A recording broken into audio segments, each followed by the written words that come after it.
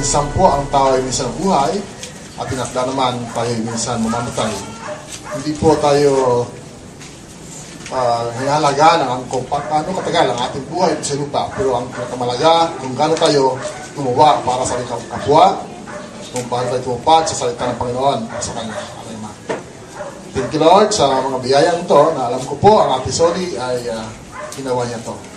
Lord, sa hapon to, tayo po aming nanyahan na kami samahan, gabayan sa aming gagawin to, basta pag-atid ang kanyang lupang katawan sa kanyang huling nagtuhan. Salamat Lord sa presensya ng bawat isa. Tayo po magpatnubay sa bawat isa namin.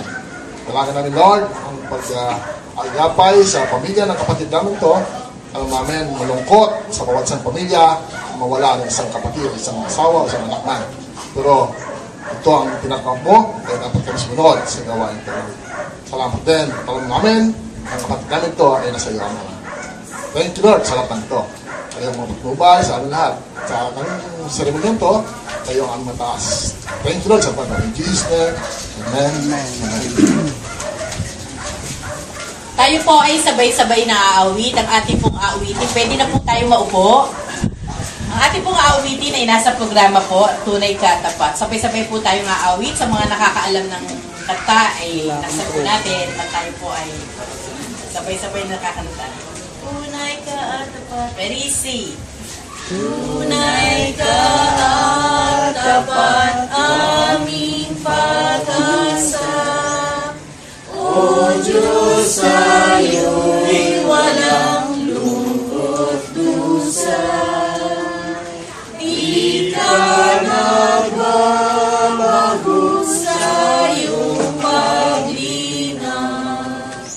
Tunay ikaw ang dinilipas. Ang Diyos na di wagas, tunay siya at tapat. Araw-araw aming namamalas. Sa iyong pag-ibig maaasahan. Ang aming hingin ay kakamtan.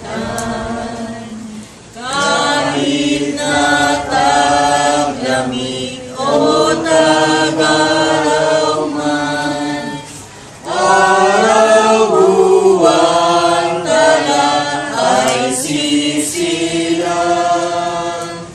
Hindi nagmamaliw, maaasahan. O Diyos, ika'y tapat, walang hanggan. Ang Diyos na tiwagas, tunay siya at tapat. Araw-araw aming namamalas. Sa iyong pag-ibig maaasahan.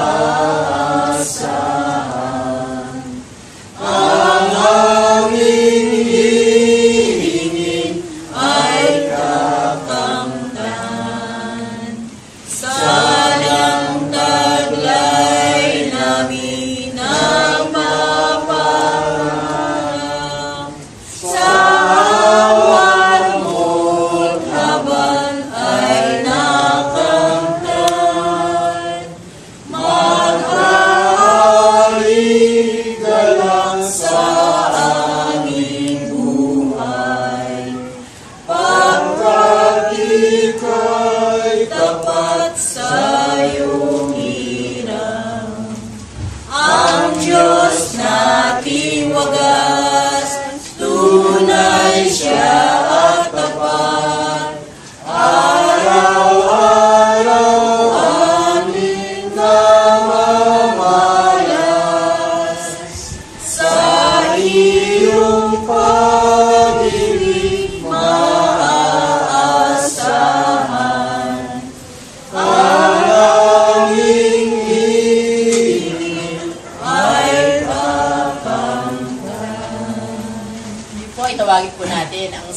Pastor ng Imus Unity Church, si Reverend Felix Tamboon, sa pagkatid ng mensahe sa atin.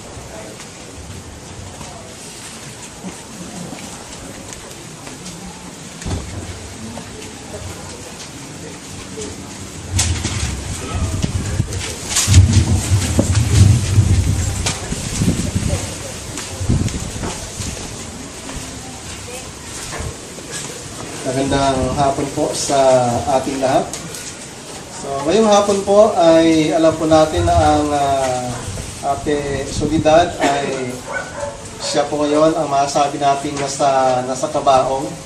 Pero alam po natin na lahat po tayo, sabihin na nga po natin tatanggapin man po natin o hindi sa ating puso't isipan. Kasi minsan kapag kontento naman po tayo sa ating buhay dito sa mundong ito, masaya naman po tayo, minsan parang pakiramdam po natin, parang masaya na dito na lang po tayo manatili sa mundong ito. Kaya nga lang ay pinapatunayan po ng banal na kasulatan na ang ating tunay na tirahan ay hindi ho talaga dito sa mundong ito, kundi ang mundong ito ay pansamantala pong tirahan ng bawat isa sa atin. At alam niyo ba na habang nakatira po tayo sa mundong ito, ay pinagmamasdan tayo ng ating Panginoon sa bawat araw, sa bawat oras ng ating buhay. Ang kanyang tinitingnan ay kung paano po natin ginagamit ang ating buhay, sapagkat darating ang panahon na tayo ay haharap sa Kanya upang panagutan kung paano po natin ginamit ang ating buhay. Kaya sa bawat isa po sa atin na talagang may expectation na balang araw, mamamatay din ako. Pansamantala lang talaga ang buhay sa mundong ito. Balang araw, ang Diyos na ating tinatawagan ay makikita po natin ng mukhaan. Sa ngayon po ay nananalangin tayo sa Diyos pero hindi po natin siya nakikita. Pero darating po yung panahon, tayo po ay makaharap ng ating Diyos. At doon po ay mas maganda na ating isipin na kung paano ihanda ang ating sarili sa pagharap sa ating Diyos na lumikha sa bawat isa sa atin. Kanina nga lang po ay nagpagkwentuhan pa ako kay Kuya Epoy tungkol na po doon sa sabi ko nga sa kanya na medyo malaki ang adjustment na kanyang kakaharapin sapagkat sabi ko nga siyempre yung mga tayo pong may mga asawa, nakasanayan natin na siyempre matagal na panahon na nakasama sa buhay yung partner natin. At yun nga po, yung may panahon na pati yung mga anak ay masasabi na po nating hihiwalay din pagka sila po ay may mga kanya-kanyang pamilya na. At malimit po ay ang mag-asawa pa rin yung maiiwanan. Pero siyempre, yung kalungkutan nga po ay naroon na yung kasama ng matagal na panahon ngayon po ay nawala na at mamaya po ang kanyang katawang lupa ay ililibing na at ang malungkot po niyan ay yung pag-uwi sa bahay pagkatapos lahat ng mga nakasanayan, may nakakwentuhan at nasabi nga po natin may kasama sa bawat araw. Ito ay isang bagay na malungkot na isipin. So malimit po talaga ang kamatayan ng mahal sa buhay ay hanggat maaari ayaw po natin na may mawala. Subalit, ito nga po ay tunay na naganap. At ngayong hapon po ay nais ko pong ibahagi ang katotohanan na bagamat minsan malungkot po yung kamatayan, pero may pangako po ang salita ng ating Panginoon na dapat po nating panghawakan na ang kamatayan ay hindi katapusan sapagkat balang araw ay mayroon pong pangako ang banal na kasulatan na kahit yung mga namatay ay muli po nating makakapiling, muli pong makikita. Pero depende po sa kung ano ang ating relasyon sa ating Diyos.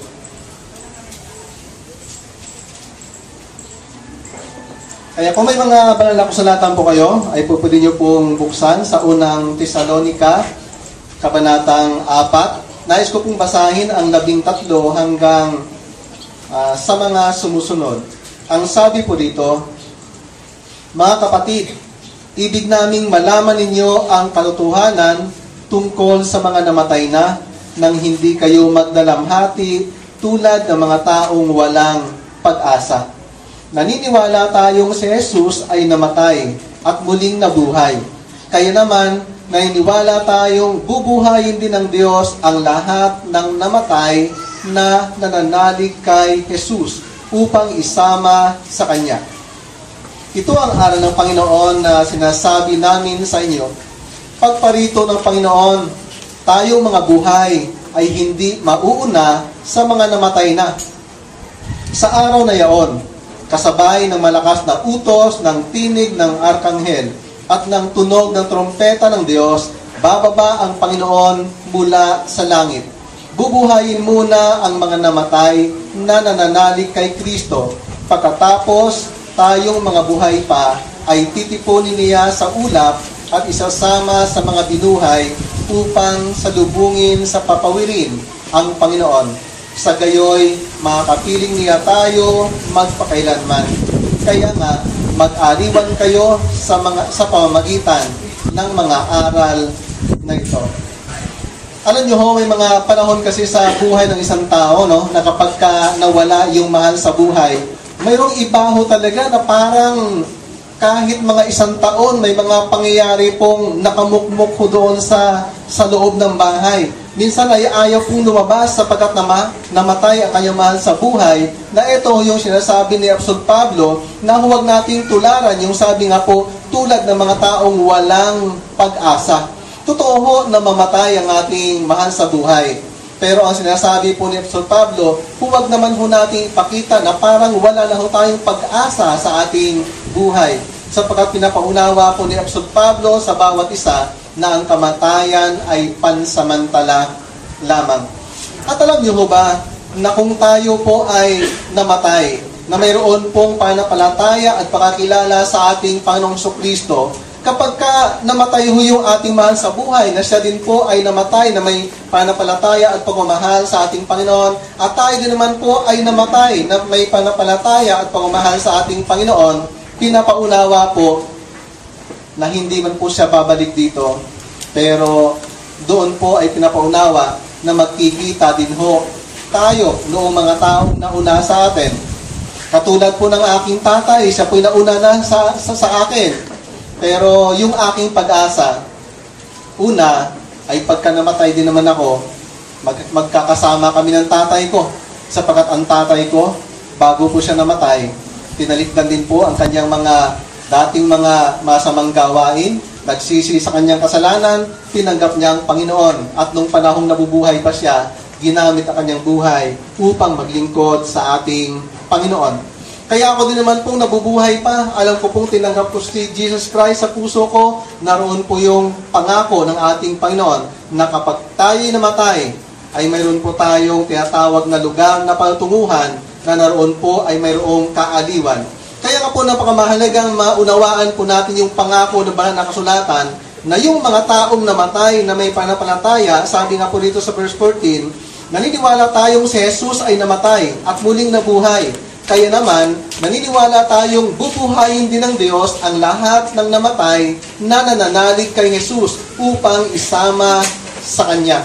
Mga kapatid, masarap pong maunawaan na yun po palang namatay na may pananampalataya at pananalig sa ating Panginoon, balang araw ay muling mabubuhay at makakasama ng ating Panginoong Jesucristo. Sa kasalukuyang buhay po, minsan may mga tao na nagtuturo na talagang katapusan na ng mundo. Naalala niyo ba nung nakaraang December 20, nasabi po nila ay, 21, na katapusan na raw po ng mundo. At alam niyo po, marami na hong mga tao nagsabi na may mga petsa silang binigay, katapusan na ng mundo. Pero alam niyo po ba, lahat ng mga tao nagsabi ng ganon, hindi naman po natupad ang kanilang mga pinagsasabi, sapagkat ang Diyos ay may nakatakdang panahon na hindi po niya pinapaalam kanino man, sapagkat masabi nga po natin, ang katapusan ng mundo, ang Diyos lang ho talaga ang tunay na nakakaalam, kaya huwag na po nating hulaan. Pero ang pinakamahalaga pong atin hong bantayan, ang pangako ni Jesus Christ na siya ay paparito muna. Tandaan niyo po ito mga kapatid, huwag ho kayong padaya, hindi ho matatapos ang mundo hanggat hindi pa po nagaganap ang pangako ni Jesus Christ na siya ay muling babalik. Para ano po? Nang sa gayon, ang mga namatay na may pananalig sa Kanya ay Kanyang bubuhayin. Sabi nga po sa verse 16, sa araw na yaon, kasabay ng malakas na utos ng tinig ng arkanghel at ng tunog ng trompeta ng Diyos, bababa ang Panginoon mula sa langit. Bubuhayin muna ang mga namatay na nananalig kay Kristo. Huwag ko kayong maniwala na sabi nila ay meron daw pong asteroid na babagsak po na maaring sa susunod na mga pagkakataon ay babagsak na po sa ating mundo para ito nga po ay talagang mawasak na at katapusan na ng mundo. Ang atin hong inaabangan, may pangako po si Jesus Christ, siya po ay bababa mula sa langit sa darating na panahon. At ibig sabihin po, ito ay maramdaman ng lahat ng tao sapagkat mayroon pa pong tinatawag na tunog ng trompeta. Ibig sabihin po, mayroon pong paunang announcement na bababa na ang ating Panginoong Jesucristo. At ang gagawin po niya ay bubuhayin ang mga namatay na nananalig kay Kristo. Mga kapatid, ngayong hapon, hindi ko po alam kung anong ating kalooban, kung ano pong ating relasyon sa ating Panginoon. Pero tandaan po natin, tayong lahat ay makasalanan, ngunit inialay ni Jesus Christ sa kanyang buhay sa krus ng Kalbaryo upang bayaran ang ating mga kasalanan. Alam niyo ho ba, ang hinihiling lang po ng Panginoon sa atin ay ang pagsisihan ng ating mga kasalanan at sampalatayanan sa ating mga puso na sasabihin natin po sa ating Panginoong Kristo, tayo ay nananampalataya na binayaran na po niya ang ating mga kasalanan sa krus ng Kalbaryo. At narapat pong tanggapin natin siya sa ating buhay bilang ating Panginoon at tagapagligtas. Sapagkat ang sabi nga po sa Juan 1:12, ngunit ang lahat ng tumanggap at nanalig sa Kanya ay pinagkalooban niya ng karapatang maging anak ng Diyos. Ang napakaganda po sa buhay natin, ngayon pa lang ho ay dapat nating tiyakin, anak ho ba tayo ng Diyos o hindi pa?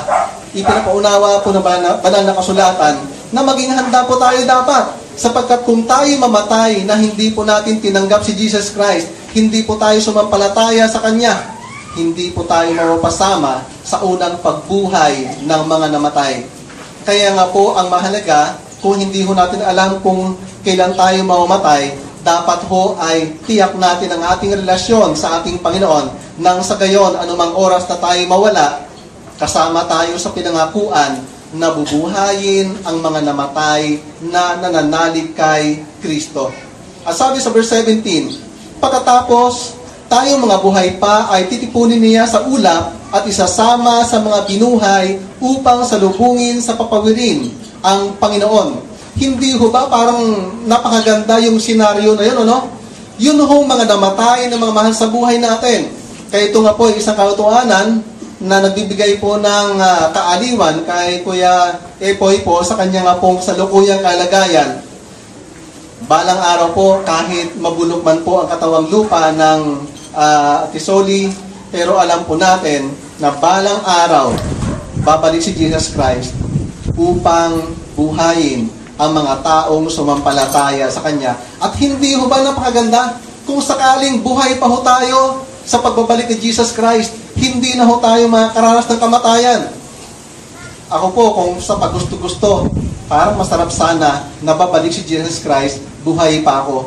Nang sa gayon ay hindi na ho tayo makaranas na mailagay sa kabaong. Sapagkat ang sabi po rito, pagkatapos tayong mga buhay pa ay titipunin niya sa ulap at isasama sa mga binuhay. Hindi ho ba maganda? Bubuhayin ang mga patay at ang mga buhay naman, ang gagawin lang po sa atin kung sakali tayo datnang buhay, babaguhin ang ating katawang lupa. Papalitan po ito ng katawang panlangit na hindi na po namamatay, hindi na po nabubulok, nang sa gayon tayo ay makasama, makapiling ng ating Panginoon sa pangwalang hanggang panahon. Kaya nga po pinapaunawa, sabi po niya rito, sa gayon, makapiling niya tayo magpakailanman. Kaya nga, mag-aliwan kayo sa pamamagitan ng mga aral na ito. Mga kapatid, mamamatay po tayong lahat sa darating na panahon kung hindi pa talaga oras na pagbabalik ng ating Panginoon. Pero dapat nating panindigan sa ating mga buhay. Na kahit tayo'y mamatay, pero ang pangako ng ating Panginoong Kristo sa kanyang muling pagparito, bubuhayin po niya ang lahat ng mga namatay. Bago po magtapos sa pagpapahayag, ay nais ko pong basahin ang sabi sa unang Korinto 15, talatang 51 hanggang sa mga sumusunod. Sabi niya rito ni Apostol Pablo, pakinggan ninyo ang hiwagang ito. Hindi mamamatay ang lahat, ngunit lahat tayo'y babaguhin sa isang sandali, sa isang kisap mata, kasabay ng huling tunog ng trompeta. Pag tunog ng trompeta, ang mga patay ay muling bubuhayin at di na mamamatay. Babaguhin tayong lahat, sapagkat itong katawang nabubulok ay dapat mapalitan ng di nabubulok at ang katawang namamatay ng di namamatay. Kapag napalitan na ng walang pagkabulok ang nabubulok at napalitan na ng walang kamatayan ang namamatay, matutupad ang nasasaad sa kasulatan, nalupig na ang kamatayan, ganap na ang tagumpay. Nasaan o kamatayan ang iyong tagumpay? Nasaan o kamatayan ang iyong kamandag? Ang kamandag ng kamatayan ay ang kasalanan, at ang lakas ng kasalanan ay nagmumula sa kautusan. Magpasalamat tayo sa Diyos na nagbibigay sa atin ng tagumpay sa pamamagitan ng ating Panginoong Hesukristo. Kaya nga mga kapatid, magpakatatag kayo at huwag matinag. Magpakasipag kayo sa gawain para sa Panginoon. Yamang alam ninyong di nasasayang ang inyong pagpapagal para sa Kanya. Ito po'y kautuhanan mga kapatid. Katawan natin ngayon nagkakasakit, namamatay, nabubulok.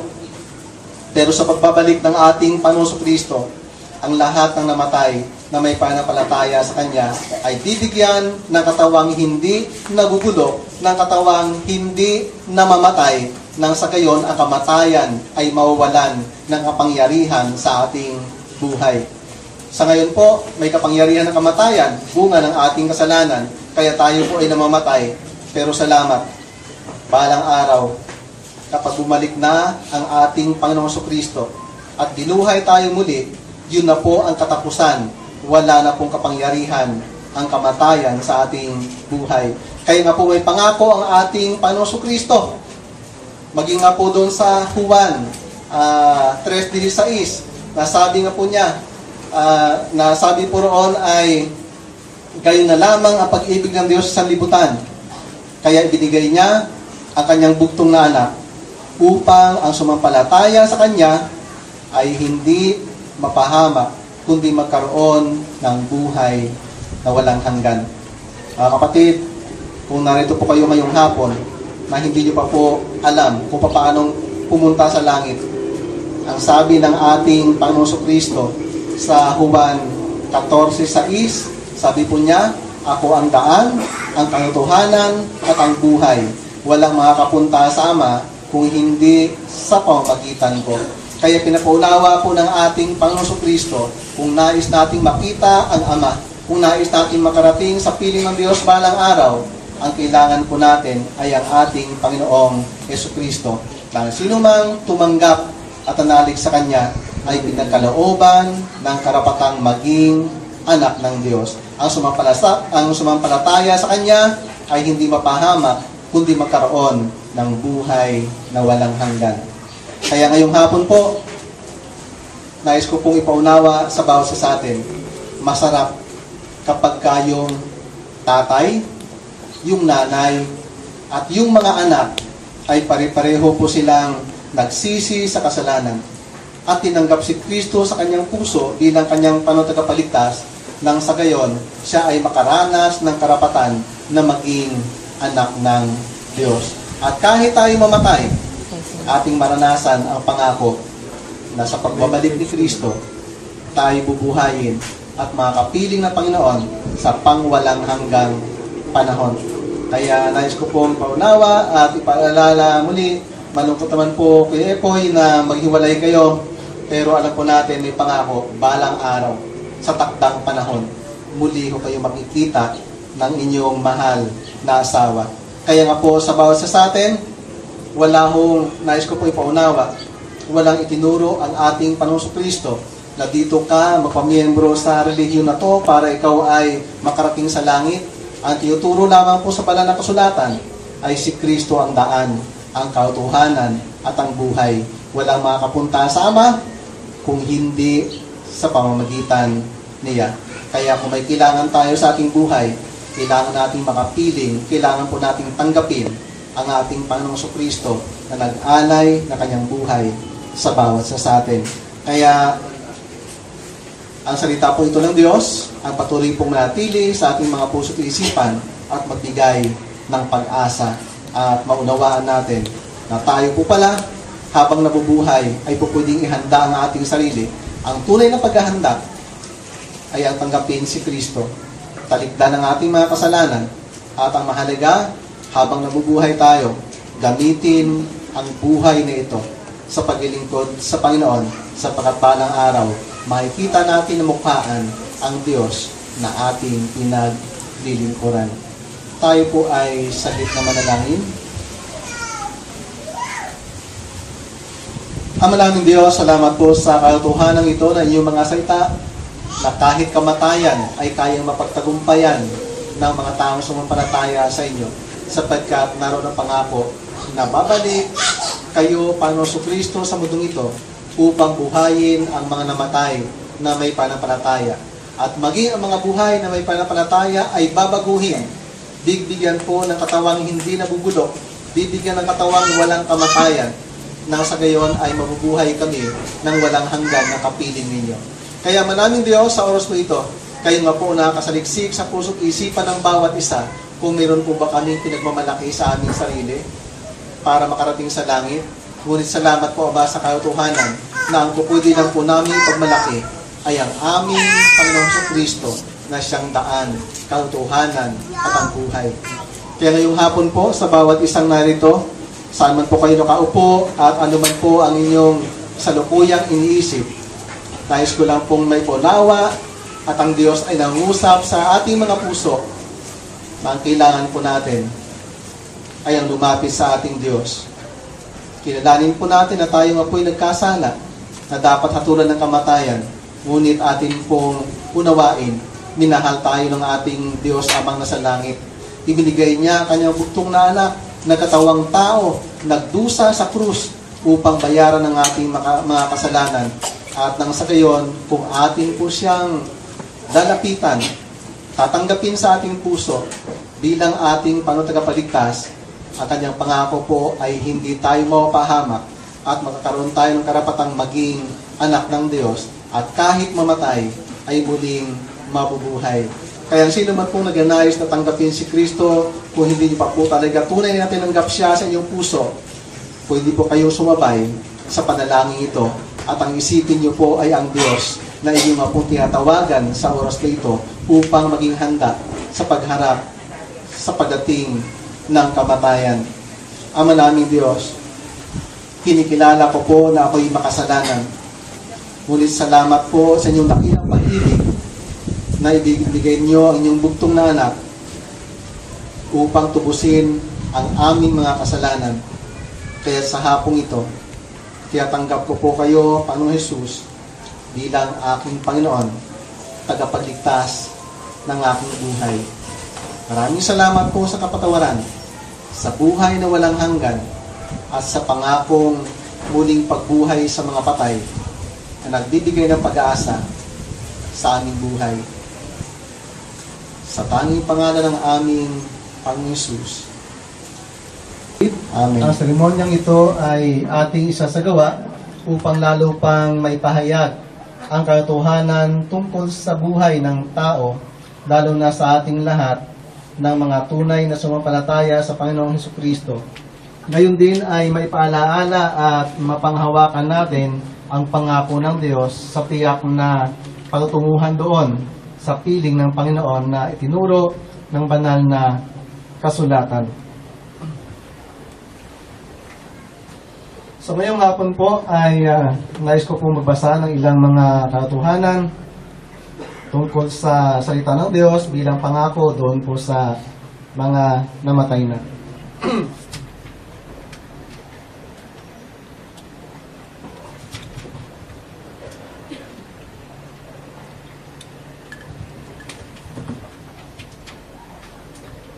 po dito, pakinggan ninyo ang hiwagang ito. Hindi mamamatay ang lahat, ngunit lahat tayo'y babaguhin sa isang sandali, sa isang kisap mata, kasabay ng pagtunog ng trumpeta. Pagtunog ng trumpeta, ang mga patay ay muling bubuhayin at di na mamamatay. Babaguhin tayong lahat, sapagkat itong katawang nabubulok ay dapat mapalitan ng di nabubulok at ang katawang namamatay ng di namamatay. Kapag napalitan na ng walang pagkabulok ang nabubulok at napalitan na ng walang kamatayan ang namamatay, matutupad ang nasaad sa kasulatan, nalupig na ang kamatayan, ganap na ang tagumpay. Nasaan o kamatayan ang iyong tagumpay? Nasaan o kamatayan ang iyong kamandag? Ang kamandag ng kamatayan ay ang kasalanan at ang lakas ng kasalanan ay nagmumula sa kautusan. Magpasalamat tayo sa Diyos na nagbibigay sa atin ng tagumpay sa pamagitan ng ating Panginoong Jesucristo.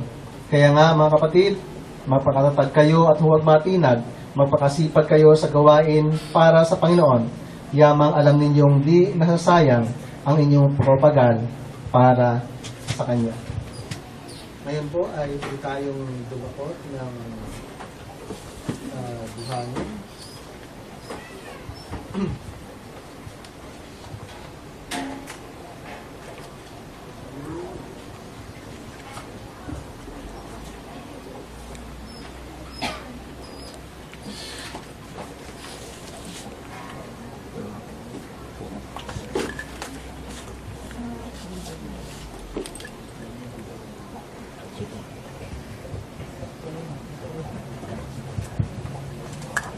Ang lupang ito ay nagpapaalala sa atin ng katotohanang tayo bilang tao ay dinalang ng Diyos mula sa lupa o alabok.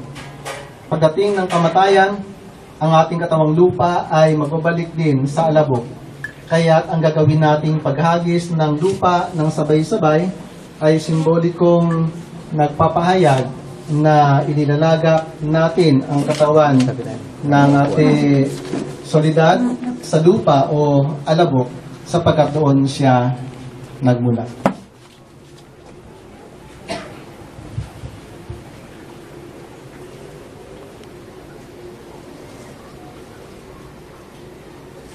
Sapagkat kalooban ng Diyos na makapangyarihan sa lahat na alisin sa sanlibutan ito ang kalooban ng Ate Soledad Sanchez, ating ilalagak ngayon ang kanyang katawan sa lupa.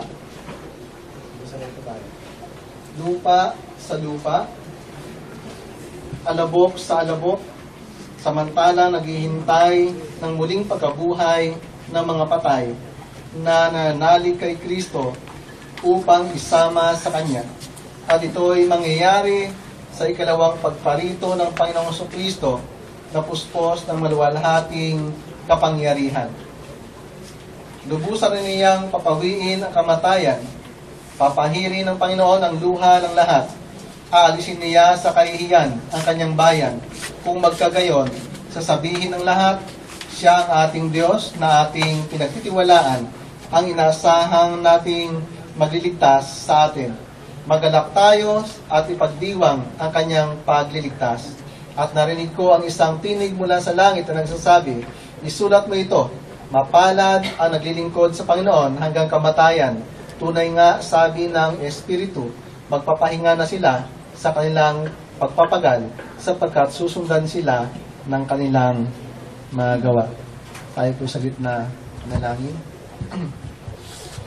Manaming Diyos, sa oras po ito, pinagkatiwala ko po ang mamahal sa buhay ng Tisoli, Panginoon, na kayo ang Diyos na patuloy po manguna, maging kayo po epoy, Panginoon, maging po ang kanyang mga anak, mga manugang, mga apo, na sila po ay patuloy pang nabubuhay sa kasalukuyan. Kaya ang aming dalangin, tulungan niyo po sila na patuloy pong magamit ang buhay nila ng may katalinuhan.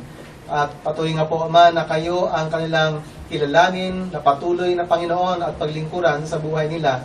Patuloy pong pagtiwalaan, patuloy pong tawagan sa panahon ng kalungkutan, sa panahon ng mga bigat ng mga problema. Patuloy pong maghari sa puso nila ang pagtutulungan, pagmamahalan. Patuloy niyo pong pagpalain ang kailangan pong mga paghahanap buhay, maging ang mga pag-aaral ng mga nag-aaral, maging po Ama ang buhay ng bawat isa sa kanila, maging sa mga trabaho, pagpalain niyo nga po ang bawat isa at maranasan ang patuloy nga pong kabutihan, katapatan po ninyo sa kanilang mga buhay. At patuloy nga po Ama na inyo nga pong pagbibigay ng comfort sa puso at isipan ng bawat isa sa kanila, bigyan ng kapayapaan sa kanilang mga puso at isipan, at patuloy na panghawakan ang mga pangako ninyo na nagbibigay ng pag-asa sa bawat isa. Patuloy nga po, Ama, na gamitin niyo ang buhay nila para sa kapurihan at kaluwalhatian ng inyong dakilang pangalan. Sa inyo po namin binabalik ang papuri at pasalamat sa tanging pangalan ng aming Panginoong Hesus. Amen. Magandang hapon po sa inyong lahat. Sa ngalan po ng aming pamilya, kami po ay taos-pusong nagpapasalamat sa inyong lahat sa pagpunta sa pakikiramay, sa tulong mula pa nung na-hospital si nanay, mga nagdasal para kay nanay. At pagsama sa amin ngayong hapon sa pamamaalam at paghatid kay nanay papunta sa piling ng Panginoon. Sa mga di po nakakakilala, ako po si Donna, ang pang-apat sa 5 anak ni nanay. Pero, tinuturing na rin ni nanay ng bunso kasi ako yung pinakamaliit. Ang pagkawala po ni nanay sa amin ay talagang masyadong mabilis at kahit po nakakalungkot at mahirap ay kailangan tanggapin. Nakakamiss yung mga luto ni nanay, yung radio tuwing umaga, yung malakas na TV, yung mga kwentuhan at tawanan. Harning-harning nanay.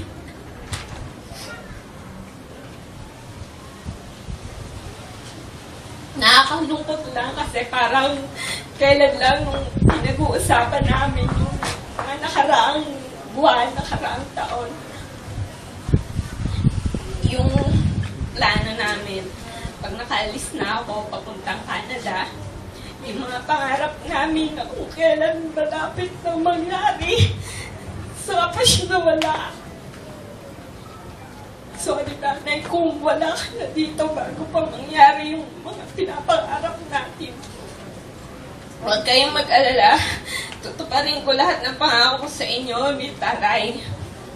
Malapit na sana, Nay, sayang, pero alam ko po, Nay, na nandito pa din kayo para damayan ako sa lahat ng pagsubok na haharapin ko sa Canada.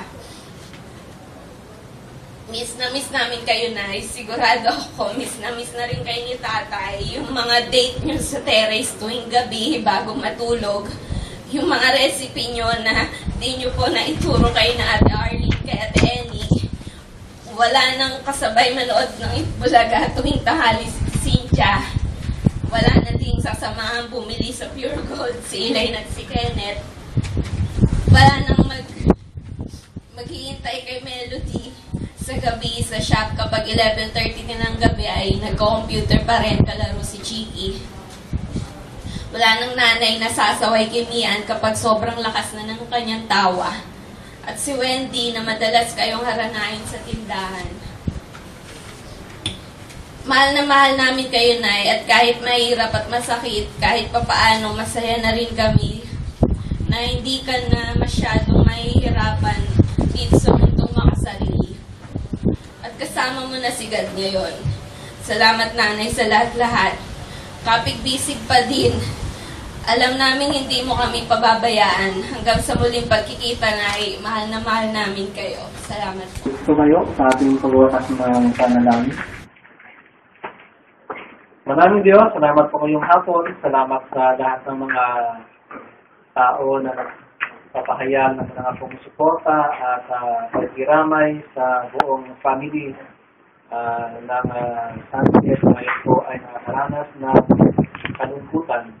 Maraming Diyos, salamat sa sagkat sa kabila po ng kalungkutan ito ay may kapalit na pangako na pupwedeng tumulong upang magkaroon sila ng pag-asa at ng kapayapaan sa mga puso. Kaya Panginoon, salamat po at kayo na alam kung paano pagpalain ang bawat isa na marunong pong tumulong, marunong dumamay sa mga taong na maranas ng kalungkutan at magdadalang hatid. Sa oras po ito, Panginoon, dalangin po namin ang inyong mga tentang na hayag ay hindi babalik na walang kabuluhan, kundi ito makikido sa puso ng bawat isa at tunay na magbibigay liwanag upang patuloy po maging handa at kapala. Ang walang hanggang pag-ibig ng Diyos na Ama, ang biyaya at pagpapala ng ating Panginoong Kristo at ang patuloy na paggabay, pag-ipisan, kaaliwan ng Banal na Espiritu ang siyang sumain yung lahat ngayon at kailanman. Amen. Magandang hapon po sa bawat isa.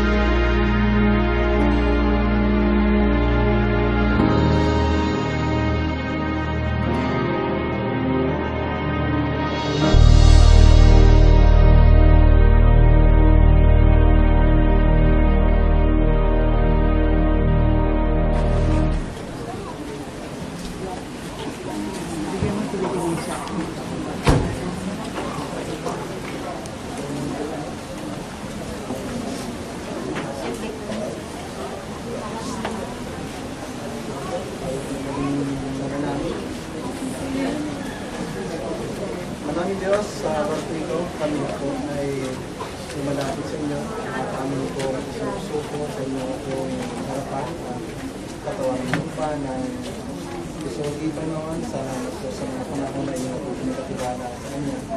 Salamat po sa mga panahon na sa katawan ng pamilya, mga anak, mga asawa, mga hanggang mga ako na nagmamahal sa Kanya. Salamat sa ibang sa mga sinuwalay. Salamat po sa pagkatalang po namin na kayo panahon po na maging magkakasama-sama ang bawat isa sa inyo po yung harapan. Kaya ang malaki Diyos sa inyong harapan ay ang inyong pagkakalaga at kanyang natawag at ang inyong pong pangarap